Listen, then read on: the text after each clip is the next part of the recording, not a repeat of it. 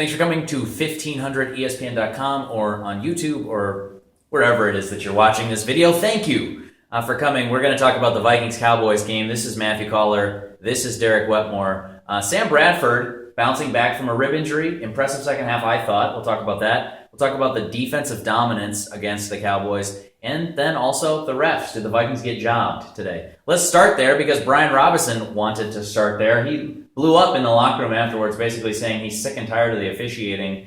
The face mask to Sam Bradford. There are some other calls throughout the game. But what did you think? Were the officials actually a factor in Minnesota, Dallas? I definitely think that they were. And where it stands out the most is just a call that should have been extremely obvious, which was that Sam Bradford was hit in the face mask on the two-point conversion attempt. There's no question about it. I mean, it does not take a Zapruder film that we have to go over and over to figure this out. His hand is right on Sam Bradford's face, and Bradford after the game says that the ref just only said to him, no, it wasn't. Like, it was. I mean, every person in the stadium saw it except for the referees. And not only that, but I think they also missed an offsides on that play, too. It was very close, but I think TJ Clemmings jumped early on that same play, and they didn't blow it dead and then missed the face mask there, too. And I mean, I'm not on the defensive line. It's harder to see whether there's holding or not because the game is moving quickly. Sure. But I think that there was also some contention that there was a lot of holding going on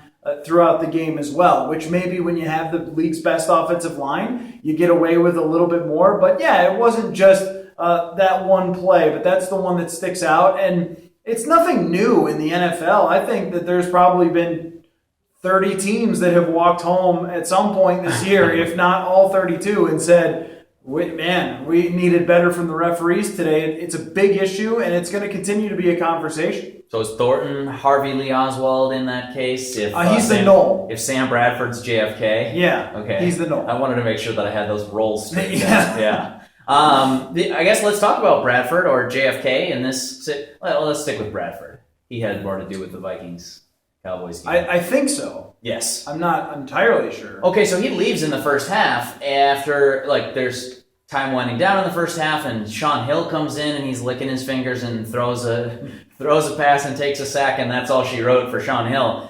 Bradford comes trotting back out to start the second half. First of all, were you surprised to see him start the second half? Second of all, what did you think about his performance once he did get back in the game? Well, I had no idea what his medical situation was after he took that hit, but he has really shown incredible toughness this year. I mean, I've been critical of Bradford for not making big plays at big times, but in this game, he did at big times at the end of the game. Rolling out, running for a first down, making some throws on the run, and then putting the ball in the end zone when it needed to be there, of course, didn't come through with the two-point conversion, which, whether there was a hand in his face or not, that's been the story of Sam Bradford's season here in the second half is almost against Detroit the first time, almost against Detroit the second time, almost against Washington, a couple of interceptions at the end of the game, a failed two-point conversion, and I thought he did almost everything he could have done. Kyle Rudolph dropped a touchdown. Charles Johnson dropped a big play that resulted in a failed drive. I thought it was a really good game for Sam Bradford. There still was some checkdowns on third and long that you wish that he maybe would just go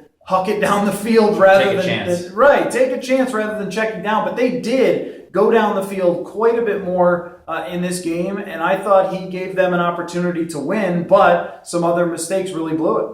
Thielen's being one of those, the fumble on the punt, that gave Dallas a short field, and that pretty much wrapped up the game from my perspective. Bradford, for the record, said that he didn't get an X-ray at halftime and doesn't expect to get an MRI or X-rays going forward. The 10-day break might help with that, I suppose. They're probably expecting that quarterback's going to be healthy enough right next week. It's pretty amazing that Sam Bradford has stayed healthy this entire season. I know. He's taking licks every single game. I mean, I guess it wouldn't make that much of a difference, seeing as they've lost 5 out of their last 6. No, now 6 out of their last 7 after tonight. But even after the Houston game, this is the thing, is that there were cracks in the foundation even when they were 5-0, and then those cracks have really grown and grown. And Sure. instead of getting the punt return for touchdown, which they got against Carolina, in this game, it's a punt fumble. And just all the luck has swung back against them. And a lot of these losses, and this is the odd feeling about this collapse, is that so many of the losses have been, well, you were right there with a chance to win it and just didn't come through. So you could buy the message coming out of the locker room that, hey, we still believe we can do this.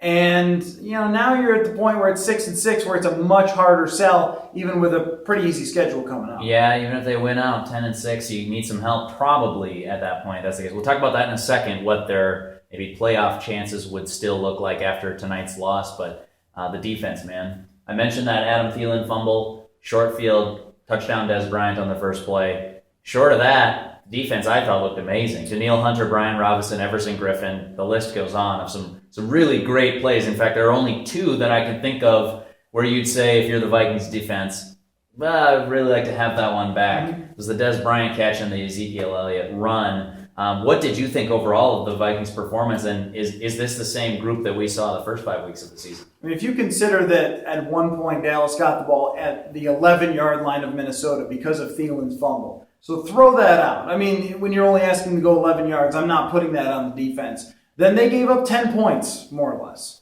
And against a team that averages 29 points per game coming in. I mean, that says it all right there. 139 yards passing to Dak Prescott, who has got his own case for the league MVP this year. He has been just terrific. He's got a 108 quarterback rating coming into this game. And to hold him to 139 yards passing when one of the passes was 56 yards, I think is pretty impressive. They got after him. Danielle Hunter sacked him several times. And then, even though Ezekiel Elliott ends up with 86 yards rushing, which is very good, 30 of it's on one play, he didn't control the game. I mean, that's the difference between Elliott being such a threat that he's controlling the game, which Dallas has used him in that way in their offensive line throughout this year. The Vikings didn't let him do that. And they also caused a couple of turnovers. The Cowboys have been incredible in not turning the ball over. Prescott only has 2 interceptions. They don't fumble very often. And today they got a couple of turnovers as well and then got the ball on the ground. And that to me, was just about as impressive as a defensive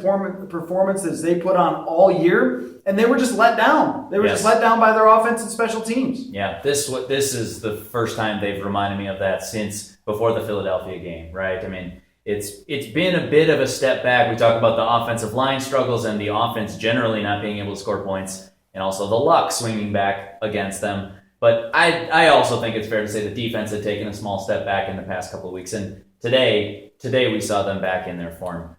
If they continue to play like that, if Sam Bradford stays healthy, and if they can get their punter straightened out and their Pro Bowl safety back, Harrison Smith on crutches after the game, so we'll see his status going forward. But if all that stuff goes well, Matthew, are the Vikings still one of those teams that you can legitimately talk about as in the hunt, as we like to say in the NFC playoffs? They are, yes, they are. The only thing is that I look at it as they'll have to win the division because they are so short on tiebreakers. Yeah. Because they lost to Philadelphia, because they lost to Washington. They're in a little bit tough there, but they're going to have to win all 4 games and then hope that Detroit has a couple of bad ones thrown in there. And the thing that I keep coming back to is, with this one, it's so disappointing because you would have felt like it was found money.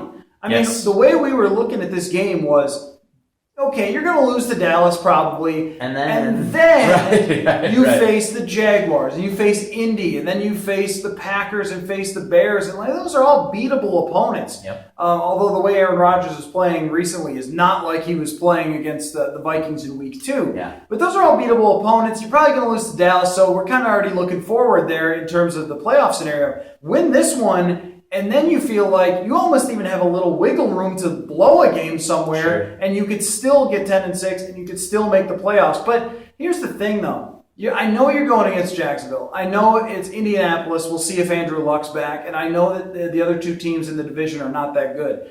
But why would I believe that they could beat those teams, even when it's a decent performance? The moral victories have stacked up here. That's right. 2 decent performances against Detroit. Yeah. Great. We still have confidence. 2 decent performances against Washington and here tonight against the Dallas Cowboys. Great. All right. Well, right. But you haven't beat any of those teams. So why should I believe that you're going to beat anybody else or all 4 of them in a row? Yeah.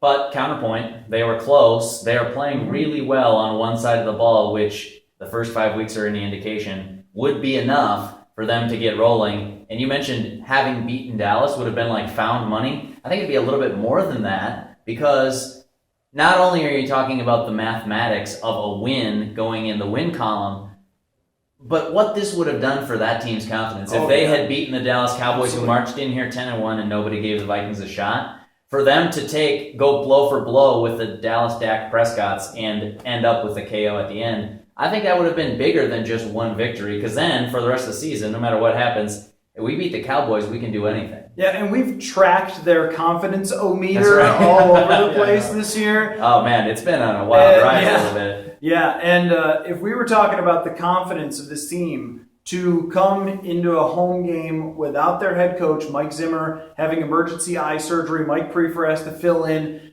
to come into a game like that with some adversity. I thought at the beginning of the game, even the crowd, there was a little more energy to it. There was a little more spike. There was a little more feeling of like something is working against us tonight that we have to overcome. There was a little bit of that vibe, and coming out on the wrong end of it, I don't know if that hurts it, but I think if you come out on the right end of that, it would have been a really good feeling in the locker room to say, yeah, we had a tough circumstance with our head coach, and I think that Mike Zimmer is one of the best coaches in the NFL, and you're missing him, and we overcame that. I think that would be big for everybody there, and to miss out on that is also to miss out on maybe a little bit of a good feeling going into a long break to get healthy into those final 4 games. I asked Sam Bradford about that briefly after the game. What was the emotion like, having been so close, but obviously not coming through against a team that's been so great this year? And he said, yeah, it's disappointing to lose. Right. Well, he's right. Certainly is. He's right. It's a tough spot for the Vikings now. They're going to have to claw their way back and hope to win out to really have a shot at the division. Yep. Man.